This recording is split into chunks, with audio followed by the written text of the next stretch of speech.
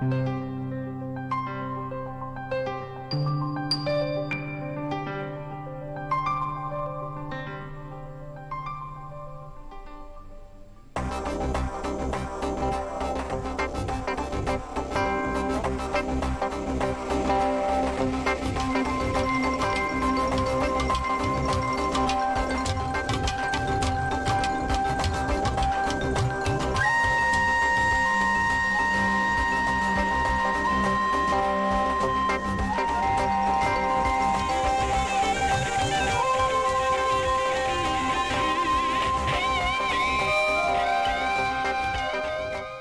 পালা সম্রাট 50 বছর ধরে তিল তিল করে গড়ে তুলেছিলেন তার যাত্রা জগতের সাম্রাজ্য।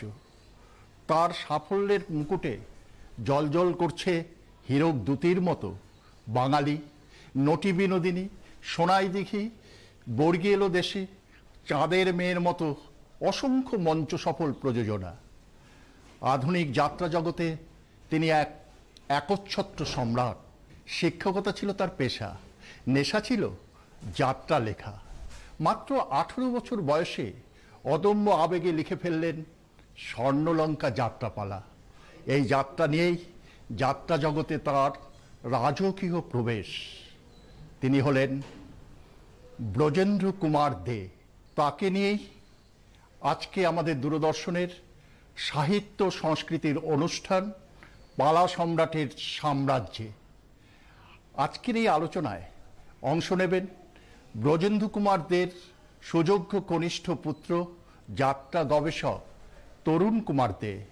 আছেন 40 বছর ধরে যাত্রা জগতে সুপ্রতিষ্ঠিত অভিনেত্রী জয়শ্রী মুখোপাধ্যায়। আমাদের সামনে আছেন 4 দশকের বেশি যাত্রা জগতের সঙ্গে যুক্ত ছিলেন প্রখ্যাত যাত্রাভিনেত্রী জয়শ্রী মুখোপাধ্যায়। জয়শ্রীদি, আপনি পালা সম্রাট ব্রজেন্দ্র কুমার দের অনেকগুলো যাত্রাতেই অভিনয় করেছেন, অনেকগুলো পালাতেই অভিনয় করেছেন, বাঙালি, সোনাই দিঘি, অভিমন্যু, দেশের ডাক থেকে আরম্ভ করে। এই ব্যাপারে আপনার অভিজ্ঞতাটা একটু যদি আমাদের সাথে শেয়ার করেন আর কি। আমি ব্রজেন্দ্র চ্যাটার্জিকে কখনো চোখে দেখিনি, কিন্তু আমি যখন প্রথম যাত্রায় আসি 1965-এ, তখন আমার প্রথম যাত্রাপালা হচ্ছে মা ও ছেলে, বাঙালি, ধর্মের বলি, উপেক্ষিতা। তার মধ্যে ধর্মের বলি, উপেক্ষিতা, বাঙালি সবটাই ব্রজেন্দ্র চ্যাটার্জির। আমাদের ডিরেকশন দিতেন হচ্ছে পঞ্চু সেন। উনি দেখতাম বইটা পড়তেন, আমরা শুনতাম বসে, মানে যেরকমভাবে রিডিং দেওয়া হয়, তারপর পরিচালনা করতেন। কিন্তু দেখেছি যে স্ক্রিপ্টে একটা লাইনও জোড়া হতো না, একটা লাইনও কাটা হতো না। এত মানে সুন্দর লেখা, এত কম্প্যাক্ট। এবং সকলের মুখে একটা কথাই, যে একটা কথা বলতো, প্রচলন ছিল যে বইটা জুড়ে দিলেই যশ, এরকম একটা কথা ছিল তখনকার দিনে। এবং সত্যিই তাই। উপেক্ষিতাতে আমি অম্বিকা করতাম, ফিরোজাবালা করতেন অম্বা, আর পঞ্চু সেন করতেন একটা ক্যারেক্টার। এরকম অনেক অনেক আমরা যাত্রা করলাম। তারপরের বছর আমি আবার চলে গেলাম রয়্যাল বীণাপাণি অপেরায়। সেই রয়্যাল বীণাপাণি অপেরাতে গিয়েও ব্রজেন্দ্র চ্যাটার্জির বই, দেশের ডাক, বীর অভিমন্যু, না বীর অভিমন্যুতে আমি উত্তরা করতাম, আর দেশের ডাকে আমি দুনিয়া বলে একটা মুসলিম ক্যারেক্টার করতাম। আর তারপরে আবার আমি নাট্যভারতীতে গেলাম। নাট্যভারতীতে আবার পরের বছর, মানে 67, সেটা 67-এ গিয়ে সেখানে হচ্ছে তখন ফণীভূষণ বিদ্যা বিনোদ। উনি তখন এই ব্রজেন্দ্র চ্যাটার্জির বই ছিল হে অতীত কথা কও, আমি করতাম রাজ্যশ্রী। সেটা বিরাট মানে দারুণ গল্প। এবং তো সবাই জানেন না, হর্ষবর্ধন, রাজ্যবর্ধন, রাজ্যশ্রী দারুণ। এবং বড়ফণীবাবু তো অসাধারণ অভিনেতা। সেই আমাদের এত সাহস নেই বলার তিনি কি ছিলেন, অসাধারণ। তাই ব্রজেন্দ্র চ্যাটার্জির আমি এই কটা বই করেছি। তারপর পরে যখন ধরুন আমার ঠিক বয়স হলো, নায়িকা প্রথম থেকেই আমি, কিন্তু তখন আর জ্যাঠামণির বই আমি পাইনি। তার কারণ তখন সব অন্য রাইটারের বই, উৎপল দত্ত, অসিত বন্দ্যোপাধ্যায়, ভৈরব গাঙ্গুলি, এরকম অনেক, মঞ্জিল ব্যানার্জি, প্রসাদ ভট্টাচার্য, এনাদের বই করেছি। কিন্তু জ্যাঠামণির বই ওই আমার লাস্ট, নাট্যভারতীতে লাস্ট। আচ্ছা, একটা সময় জয়শ্রী, আপনারা শুধুমাত্র মহিলারা যাত্রা করেছিলেন এবং সেই যাত্রার ক্ষেত্রে একটা অন্যতম প্রযোজনা হচ্ছে নটি বিনোদিনী। সেইখান থেকে যদি একটু অভিনয় আমরা আমাদের শ্রোতা দর্শক বন্ধুদের জন্য শোনান আর কি। একটুখানি একটা কথা বলছি, আমার তো আজকাল কিছু মনে থাকে না, ওই একটাই কথা বলছি। যখন গিরিশ ঘোষ বলছেন আর কি যে আমাকে তো আবার চাকরিই করতে হবে, অথচ আমি থিয়েটার করতে চাই, আমি থিয়েটারে মানুষকে শিক্ষা দিতে চাই, তখন বলবো আর কি, তুচ্ছ কেরানিগিরি করার জন্য তোমার জন্ম হয়নি কবি। তুমি হবে দেশ বরেণ্য নাট্যকার, তুমি হবে বাংলা রঙ্গমঞ্চের জনক। তোমার এত বড় প্রতিভার ভাগ তুমি ইংরেজ বানিয়াদের হাতে তুলে দেবে কেন?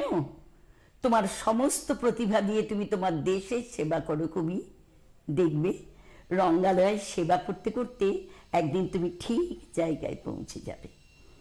এরকম আরো অনেক সংলাপ ছিল, কিন্তু গিরিশের সংলাপ শুনি। আর সত্যি কথা, ব্রজেনবাবুর লেখা এই যে কি, মানে আমি যখন বিনার বাড়িতে আমাদের রিহার্সাল হতো, রিহার্সাল দিতে পারতাম না যেখানে ঠাকুর আর গিরিশের কথা, তখন না আমি এত বেশি ইমোশনাল হয়ে যেতাম, আমাকে বিনা বলতো তোকে আর পড়তে হবে না, তুই রাখ। মানে এই রকম লেখা, এই লেখনী সত্যি আমি বিশ্বাস করুন অসাধারণ। এটা হচ্ছে সত্যি ঘটনা যে আমাদের এখানে যে বাগবাজারে বলরাম মন্দির আছে, এই বলরাম মন্দিরে ঠাকুর আছেন, এর মধ্যে হৃদে ছুটতে ছুটতে এসে ঠাকুরকে বলছেন, মামা সে আসছে। বলছে কে রে? বলে ওই যে তোমার মধুমাতাল গিরিশ ঘোষ। বলছে আসুক না, তাতে কি হয়েছে? এইবার যখন গিরিশ ঘোষ এসছে তখন ঠাকুরের সমাধি হয়ে গেছে, তখন গিরিশ ঘোষ এসে বলছে, বাহ এ আবার কি রে, এটা কি? তখন বলছে এই চুপ, ঠাকুরের ভাব সমাধি হয়েছে। সমাধি হয়েছে? সালা গুষ্টির পিণ্ডি হয়েছে বলে যেই ধরেছেন ঠাকুরকে, তপ করে পড়ে গেছেন। পড়ে যেতে তখন ঠাকুর আস্তে আস্তে নেমে এসেছে, বলছে কি গিরিশ নাকি? উঠে বসো। তখন গিরিশ বলছে, তুমি কি যমুনার কুলে কদম্বের শাখে বসে বাজাতে বাঁশরি? তুমি কি পিতৃ সত্য পালিবার তরে 14 বর্ষ লাগি গিয়াছিলে বনে? যার হরি গুণগানে শান্তিপুর ডুবু নদে ভেসে যায়, স্পর্শ করি যার পরশমণি ধন্য হলো জগাই মাদাই, তুমি সে যোগীর ধ্যানের ধন। তখন বলছে খবরদার, তুমি ঠাকুরকে একদম ছোবে না। হৃদে বলছে ইজ ইট? কিন্তু শাস্ত্র পুরাণ তো অন্য কথা বলে। আমি শুনেছি হে ত্রিসাহারি, তুমি এনে দাও তারে প্রেম অমৃত তৃষিত যে চায় বাড়ি। তুমি আপন হইতে হও আপনার, যার কেউ নাই তুমি আছো তার। একে মিছে কথা, বড় বাজে প্রভু মরমে, কেন বঞ্চিত হব তব চরণে। বলে ঠাকুরের চরণে পড়ছে। এরপর ঠাকুরেরও অনেক সংলাপ, গিরিশের অনেক সংলাপ। জয়শ্রীদি, নটি বিনোদিনী তার যে মা আমোদিনী, সেটাও তুমি অভিনয় করেছো, সেটা একটু শোনাও আমাদের। সেটা একটা মজা। তাপসী রায়চৌধুরী ভারত তীর্থ অপেরা ও নটি বিনোদিনী করছে, তা আমি ভাবছি আমি তো সুরত করি, সুরতই করব। তারপর বলছে না তোমাকে আমোদিনী করতে হবে। আমি বলছি আমোদিনী? না না না না, আমি ও চরিত্র করবো না। বলছি করতেই হবে তোমাকে। যাই হোক আমোদিনী দিল, দেখলাম খাতা করবো না কিছুতেই। তখন ত্রিদীপ ঘোষ বললেন, উনি পরিচালক ছিলেন, আমায় বললেন জয়াদি এটা আপনার কাছে আশা করা যায় না, আপনি সব চরিত্র করতে পারেন, করুন ওটা। আমি ঠিক আছে। তা রাঙাবাবু করতেন উজ্জ্বল সেনগুপ্ত। তো রাঙাবাবু ঢুকে বলছেন, দেখো মাসি দেখো, তোমার মেয়ের কত প্রশংসা বেরিয়েছে কাগজে, এই দেখো একদম থিয়েটারের জয় জয়কার থিয়েটারের। তখন আমি বলি ঝ্যাঁটা মারো থিয়েটারের মুখে, কুলের সামগ্রী। বলি সামগ্রীর মাইনে কত জানো? 25 টাকা। তুমি বলো তো বাছা, 25 টাকায় কি আজকালকার দিনে সংসার চলে? হ্যাঁ, খুঁড়িয়ে চলে। তবু মেয়ে ঠ্যাটার করে একবারে পাগল হয়ে গেল। হ্যাঁ, গিরিশ বাবু যদিও তাকে ক্ষমা দেন, ও তাকে ক্ষমা দেবে না। এটা দেখিয়ে দিন, ওটা বুঝিয়ে দিন, বিলেতে কি করেছিল, শেক্সপিয়ারের থেলো হুকোইকে কি সেজেছিল, বলে লোকটাকে একেবারে পাগল করে দিলে গা। চমৎকার। জয়শ্রীদি, ভালো থাকবেন। আপনিও ভালো থাকবেন। হ্যাঁ, আবার আগামী দিনে অবশ্যই দেখা হবে হয়তো। নিশ্চয়।